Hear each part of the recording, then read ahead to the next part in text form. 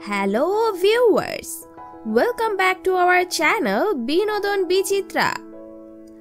মহিষ্মতি রাজ্য, যুদ্ধ, প্রেম, গোপন শত্রুতা, প্রেমের জন্য সিংহাসন ছেড়ে দেওয়া, প্রজা ও রাজার সম্পর্ক কি নেই এই ছবিতে? চোখ ধাঁধানো পোশাক, আর্ট ডিজাইন ও গ্রাফিক্সে বলিউডকে নতুন করে ব্লকবাস্টারের সংজ্ঞা শিখিয়েছিল এই ছবি। বাহুবলী দ্য বিগিনিং ও তার সিকুয়েল বাহুবলী দ্য কনক্লুশন সমান হিট সিকুয়েলটিও। কিন্তু এই দুই ছবিতেও এত ভুল। এস রাজমৌলির কি চোখ এড়িয়ে গেল? আপনিও কি ছবি দুটি দেখার সময় খেয়াল করেছেন এই সব বড় ভুল? নাকি অভিনয়, টান টান গল্প ও যুদ্ধের উত্তেজনায় ধরতেই পারেননি এসব ত্রুটি? হাতির তাণ্ডব চালানোর দৃশ্যটির কথা ভাবুন। পিছনেই হাতি মারমুখী হয়ে আছে, সকলে ছুটোছুটি করছেন প্রাণ ভয়ে। এমন দৃশ্যে অবলীলায় একজন হাসছেন। পরিচালক বা সম্পাদকের চোখ এড়ালেও তা খেয়াল করেছেন অনেকেই। এই তাণ্ডবের সময় একটি শিশু মাথায় আঘাত পায়, তাকে রক্তাক্ত অবস্থায় দেখাও যায়, কিন্তু তাণ্ডব শেষ হলে পরের দৃশ্যেই দেখা যায় তার মাথায় কোনো আঘাতের চিহ্ন নেই, উল্টে সেও হাসি মুখে ফুল ছুটছে। বাহুবলীর শুরুর দৃশ্যে কিছু অসঙ্গতি দেখা গিয়েছে। রাজমাতা যখন শিশু বাহুবলীকে নিয়ে নদী পেরোচ্ছিলেন, তখন একবার লং শটে নদীটিকে দেখান পরিচালক।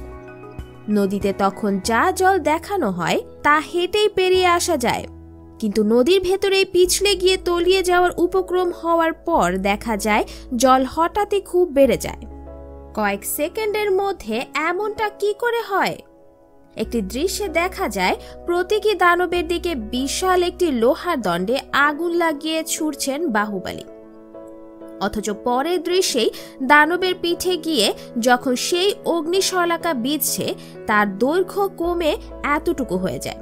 এও এক কন্টিনিউয়েশন ভুল।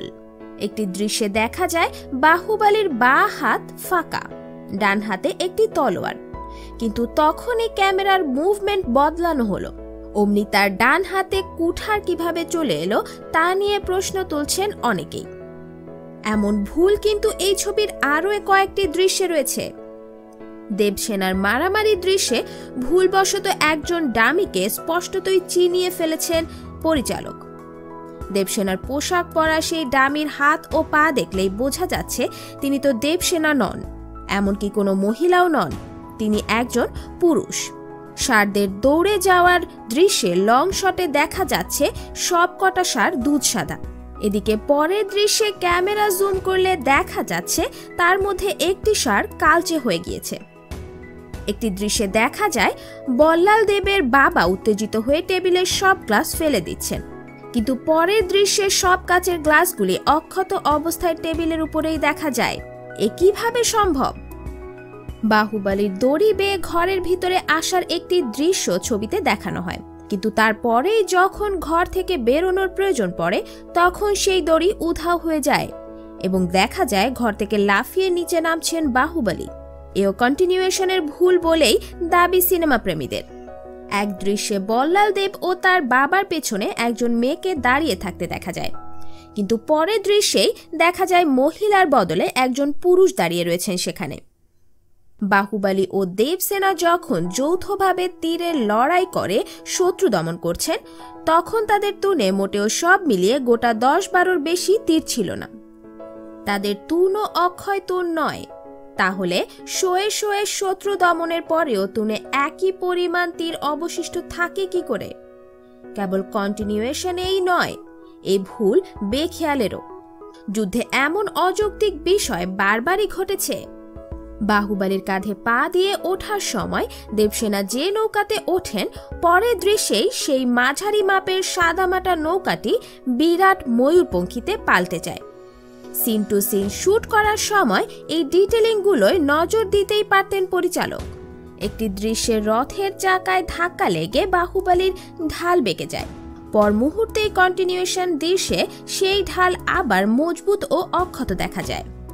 বিয়ের প্রস্তাব দিতে শিবগামী বল্লাল দেবের তলোয়ারটি কুন্তল সাম্রাজ্যে পাঠান। তার কথা মতো মন্ত্রী তলোয়ার দিয়ে দেবসেনাকে প্রস্তাব গ্রহণ করতে বলেন। ভুল বুঝাবুঝি শুরু হয়। কাটাপ্পা এবং অমরেন্দ্র ভেবে বসেন বাহুবলীর জন্যই বিয়ের প্রস্তাব পাঠানো হয়েছে। কিন্তু তা কেন ভাববেন? বাহুবলীর তলোয়ার তো তার কাছেই ছিল এবং কাটাপ্পা তা দেখেনও। তাহলে কেন এই সংশয় তৈরি হলো? বন্ধুরা, ভিডিওটি ভালো লাগলে লাইক, কমেন্ট এবং সাবস্ক্রাইব করতে ভুলবেন না। ধন্যবাদ।